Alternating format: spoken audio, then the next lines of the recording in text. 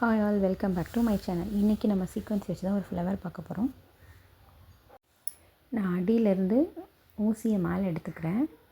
மேலே எடுத்துட்டு அதில் இப்போ நான் என்ன பண்ண போகிறேன்னா, அந்த ஐ சீக்வன்சி, இது ஐ சீக்வன்சின்னு சொல்லலாம், இல்லைன்னா இதை லீஃப் சீக்வன்சின்னு சொல்லலாம். லீஃப் மாடலில் இருக்கும்.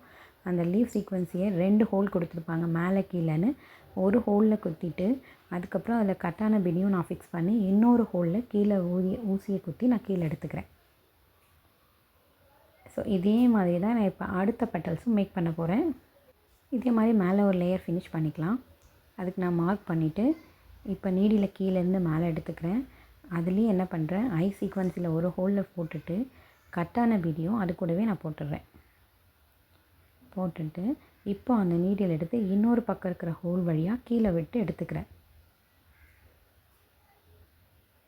ஸோ ரொம்ப ஈஸி தான். ஐ சீக்வன்ஸ் வச்சு நம்ம ஒரு ஃப்ளவர் சிம்பிளாக மேக் பண்ண முடியும். இப்போ நான் எங்கெல்லாம் மார்க் பண்ணியிருக்கணும் அங்கெல்லாம் இந்த மாடலை ஃபினிஷ் பண்ண போகிறேன். இந்த டிசைனை ப்ளவுஸில், ஃப்ரண்ட் நெக்கில், பேக் பார்ட்டில், ஸ்லீவில் அப்படின்னு நம்ம இந்த டிசைனை போட்டு எடுத்துக்கலாம். ஃபுல்லாக ஐ சீக்வன்ஸ் ரொம்ப அழகாக யூனிக்காக ஃப்ளவரை நான் ஃபினிஷ் பண்ணி எடுத்துக்கிறேன்.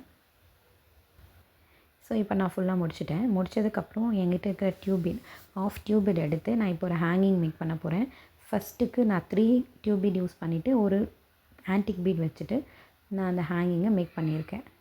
அதே மாதிரி இந்த பக்கமும் அந்த பக்கமும் நான் ஒரு 3 ஹேங்கிங் போடலாம் அப்படின்றதுனால 2 போட்டிருக்கேன்.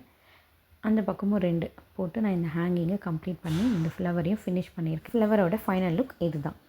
சப்ஸ்கிரைப் பண்ணிக்கோங்க, லைக் பண்ணிக்கோங்க, மற்ற ப்ரோச் கிளாஸையும் ஃபாலோ பண்ணிக்கோங்க. தேங்க்யூ.